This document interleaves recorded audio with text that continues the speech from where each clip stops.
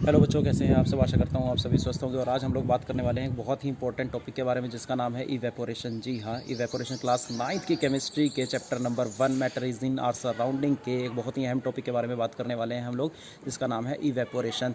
तो इवेपोरेशन क्या होता है, तो सबसे पहले इसी के बारे में बात करते हैं कि इवेपोरेशन है क्या। तो it is the process in which liquid change into vapours below its boiling point. जी हाँ, अगर किसी भी टेम्परेचर पे कोई भी लिक्विड जो है वो वेपर्स में चेंज हो रहा है तो उसे हम लोग कहेंगे इवेपोरेशन। दोस्तों, हमने कई बार देखा है कि बारिश होती है और छत पर या सड़क पर हमने देखा है, या अगर हम स्कूल में हैं तो प्लेग्राउंड में हम लोग देखते हैं कि बारिश की कुछ बूंदें जो हैं वो फर्श पर पड़ती हैं। जी हाँ, बारिश की कुछ बूंदें जो हैं वो फर्श पर पड़ती हैं। उसके बाद ही जैसे ही धूप निकलती है वो गायब हो जाती हैं। तो वो गई कहाँ, क्या वो वास्तव में गायब हुई? जी नहीं दोस्तों, जब भी सनलाइट इन बूंदों पर पड़ेगी तो ये जो लिक्विड के पार्टिकल्स थे यहाँ पर, ये क्या करते हैं, ये सन की एनर्जी को कर लेते हैं गेन। तो एनर्जी को गेन करने के बाद ये क्या करते हैं, ये लिक्विड स्टेट से हो जाते हैं वेपर स्टेट में चेंज। और हमें ऐसा लगता है कि वो जो पार्टिकल्स थे वो गायब हो गए हैं। आप यहाँ भी देखेंगे तो धीरे धीरे यहाँ पर देखिए आपकी यहाँ पर इवेपोरेशन होनी स्टार्ट हो गई है, यानी कि ये जो लिक्विड था ये एनर्जी को गेन करके यहाँ से गायब होना शुरू हो गया है। ये एक्चुअल में गायब नहीं हो रहा, मैंने जैसे पहले भी बताया था कि हो रहा है वेपर्स में चेंज। देखिए अभी कुछ ही देर में ये ड्रॉपलेट्स भी आपको यहाँ पर दिखाई नहीं देंगे। तो ये सारा कमाल जो है बच्चों, ये इवेपोरेशन का है। तो इवेपोरेशन का एक बहुत ही अहम रोल रहता है। अभी हम इसके फैक्टर्स के बारे में भी बात करेंगे। तो इवेपोरेशन को अफेक्ट करने वाला फर्स्ट फैक्टर जो है वो है सरफेस एरिया। तो जब भी हम लोग बात करते हैं सरफेस एरिया के, जैसे जैसे सरफेस एरिया इंक्रीज़ होगा वैसे वैसे इवेपोरेशन जो है वो फास्ट होती चली जाएगी। जैसे अगर हम बात करें कि मान लीजिए मैं आपको कहूँ कि आपको दाल चावल खाने हैं जो कि बहुत ही गर्म है और वो आपको गिलास में डाल कर दे दिए जाएँ, तो क्या आप उन्हें खा पाएंगे? या आपको प्लेट में डाल कर दिए जाए तब आप उन्हें आसानी से खा सकते हैं। यहाँ आप सिंपल सी बात है, आप कहेंगे प्लेट में डाल कर, क्यों? क्योंकि वो प्लेट में डालने से जल्दी ठंडे भी हो जाएंगे। तो एक इसके पीछे रीज़न ये भी है कि इवेपोरेशन जो है वो फास्टर होती चली जाती है, यानी कि उसका रेट बढ़ जाता है जैसे जैसे सरफेस एरिया जो है वो इंक्रीज़ होता है। दोस्तों, अगर आप कपड़े देखेंगे छतों पर, तो यहाँ पर देखिए कि जो कपड़े हैं वो भी फैला कर डाले हुए हैं सभी ने। जी हाँ, जितने भी कपड़े हमें यहाँ पर दिखाई दे रहे हैं वो सभी फैला कर डाले गए हैं। तो उसका भी एक ही रीज़न है, क्योंकि जितना हम सरफेस एरिया इंक्रीज़ कर देंगे उतनी ज़्यादा इवेपोरेशन जो है वो फास्ट होती चली जाएगी। अगर हम उनको फैलाने के बजाय ऐसे ही निचोड़ कर रख देते तो वो जल्दी नहीं सूखते। तो इसके पीछे जो रीज़न है वो है सरफेस एरिया। तो सरफेस एरिया जैसे जैसे बढ़ेगा इवेपोरेशन भी वैसे वैसे फास्ट होती चली जाएगी। तो सरफेस एरिया बढ़ने से क्या होता है, एक्चुअल में सरफेस एरिया बढ़ने से इंक्रीज़ हो जाता है एरिया, ताकि सनलाइट, मान लीजिए मैं कपड़े की बात कर रहा था, मान लीजिए मेरे पास रुमाल है, अगर मैं इसे ऐसे ही रखूँ तो सनलाइट सिर्फ पड़ेगी इतने पोर्शन पर। लेकिन अगर मैं इसको खोल कर इसका सरफेस एरिया बढ़ा दूँ तो सरफेस एरिया बढ़ाने के बाद अब जो सनलाइट है वो इतने बड़े पोर्शन पर पड़ेगी और ये जो है कपड़ा हमारा ये जल्दी सूख जाएगा। तो ये तो था फर्स्ट फैक्टर। अब दूसरे फैक्टर की अगर हम बात करें तो वो है टेम्परेचर। तो टेम्परेचर बढ़ने के साथ साथ भी इवेपोरेशन जो है वो फास्ट हो जाती है। तो उसके लिए भी हम लोग एक लाइव एक्टिविटी ही करने वाले हैं। मेरे पास पानी है तो मैं क्या करता हूँ, पानी की कुछ बूंदें जो है वो यहाँ पर डालता हूँ धूप में, और कुछ बूंदें जो हैं पानी की वो यहाँ डालता हूँ छाँव में। तो हम लोग देखेंगे कि दोनों में से कौन सी पहले इवेपोरेट होंगी।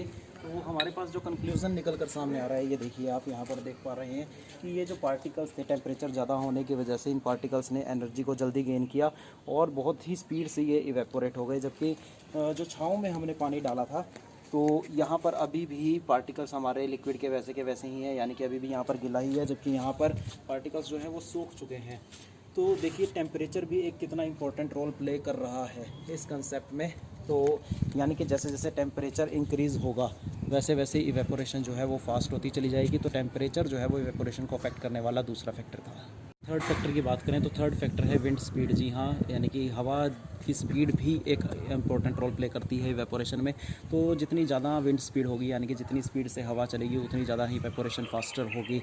ये भी एक अहम फैक्टर है इवेपोरेशन में। तो evaporation increases when wind speed increase. और फोर्थ फैक्टर की अगर हम बात करें वो है ह्यूमिडिटी। ह्यूमिडिटी क्या होता है? Amount of water vapours present in atmosphere, यानी कि छोटी छोटी जो बूंदें हमारे एटमॉस्फेयर में रह जाती हैं। आपने देखा होगा कि बारिश के बाद अगर हम कपड़े सुखाते हैं तो वो बहुत देर में सूखते हैं, लेकिन सिंपल अगर हम समर डेज़ की बात करें तो कपड़े जल्दी सूख जाते हैं। तो यहाँ भी एक ह्यूमिडिटी जो है वो मेन अफेक्ट करता है। यही एक रीज़न है कि सर्दियों में भी कपड़े जो हैं वो हमारे देर से सूखते हैं। तो ये फोर्थ फैक्टर था।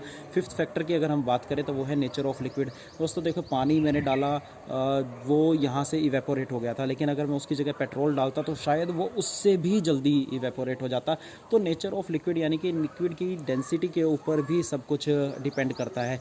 तो 5 फैक्टर्स हैं जो इवेपोरेशन को अफेक्ट करते हैं। फर्स्ट है सरफेस एरिया, सेकंड है टेम्परेचर, थर्ड है विंड स्पीड और फोर्थ है ह्यूमिडिटी और फिफ्थ है nature of liquid. Surface area, wind speed और टेम्परेचर तीनों के इंक्रीज़ होने के साथ साथ इवेपोरेशन जो है वो इंक्रीज़ हो जाती है। लेकिन अगर ह्यूमिडिटी इंक्रीज़ होती है तो इवेपोरेशन जो है वो हो जाती है स्लो, उसका रेट जो हो जाता है वो हो जाता है स्लो। और फिफ्थ है नेचर ऑफ लिक्विड। जी हाँ, वो जैसे जैसे डेंसिटी लिक्विड की होगी उसी अकॉर्डिंगली हमारी इवेपोरेशन होगी। जितने भी पेट्रोल, केरोसिन ऑयल, डेटॉल ये चीज़ें हैं ये जल्दी इवेपोरेट हो जाती हैं। तो इसीलिए हम लोग कहते हैं कि इवेपोरेशन का हमारे जो लाइफ है उसमें एक बहुत ही अहम रोल है। इवेपोरेशन कोज कूलिंग यानी कि इवेपोरेशन जो है वो ठंडक को भी कोज करती है, तो इसके बारे में ये बात करते हैं। तो हमें गर्मियों में अक्सर सलाह दी जाती है कि वाइट शर्ट पहननी है, वाइट शर्ट पहननी है, काले कपड़े नहीं पहनने। तो इसका भी एक रीज़न होता है हमेशा। अगर हम बात करें वो कारण क्या है इसके पीछे, तो दोस्तों वाइट कलर के जो कपड़े हैं, जो शर्ट है, वो अगर हम बात करें कि वो पसीने को हमारे एब्जॉर्ब कर लेती है, स्वेट को एब्जॉर्ब कर लेती है। एब्जॉर्ब करने के बाद जब सनलाइट उसके ऊपर पड़ती है तो वो जो हमारा स्वेट था वो इवेपोरेट हो जाता है और हम तक हीट नहीं पहुंच पाती सन की, इसलिए हमें ठंडक लगती है। दूसरी चीज़ अगर मैं बात करूं तो आपने देखा होगा जलजीरे वाले या जो भी लिक्विड बेचते हैं मार्केट में, चाहे वो ठंडाई है चाहे शिकंजवी है, तो वो बड़े बड़े मटकों में उसको रखते हैं लिक्विड को, पानी को स्टोर कर कर, और उसके ऊपर एक लाल कलर का कपड़ा डाल देते हैं। तो ऐसा क्यों होता है इसके बारे में बात करते हैं। तो दोस्तों मटका जो होता है यानी कि जो घड़ा है, अर्थन पॉट होता है, उसमें छोटे छोटे से पोर्स होते हैं। तो पानी जो है उस पोर्स के थ्रू बाहर आता रहता है। तो सनलाइट जब उन पोर्स पर पड़ती है यानी कि उस मटके पर पड़ती है या उसके ऊपर जो कपड़ा ढका हुआ होता है उस पर पड़ती है, तो उस वाटर को इवेपोरेट करती रहती है, जबकि मटके के अंदर तक वो नहीं पहुंच पाती। इससे क्या होता है कि मटके के जो बाहरी पार्टिकल्स थे पानी के, मटके के चारों तरफ, तो वो जो पार्टिकल्स थे वो तो एनर्जी गेन कर कर खुद इवेपोरेट हो जाते हैं, लेकिन अंदर वाले लिक्विड को कर देते हैं ठंडा। तो इवेपोरेशन कोज कूलिंग, जी हाँ, इस फैक्टर का यहाँ पर इस टर्म का यूज़ सबसे ज़्यादा होता है। तो एक टर्म आती है वेपराइजेशन। दोस्तों इवेपोरेशन और वेपराइजेशन दोनों ही डिफरेंट टर्म्स है। मैंने कहा था कि इवेपोरेशन में लिक्विड जो है वो वेपर्स में कन्वर्ट होता है।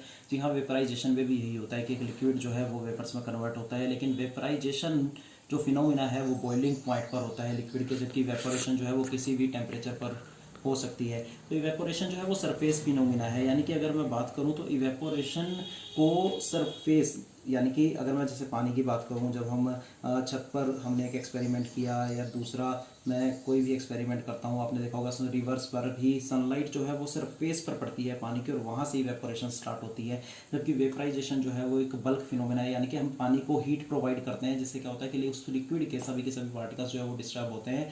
तो दोनों में ये सबसे ज़्यादा बेसिक डिफरेंस जो है वो है कि इवेपोरेशन किसी भी टेम्परेचर पर हो जाती है और वेपराइजेशन जो है उसके लिए एक पर्टिकुलर बॉइलिंग पॉइंट जो है वो फिक्स है। जैसे वाटर का जो बॉइलिंग पॉइंट है वो 100 डिग्री सेल्सियस है।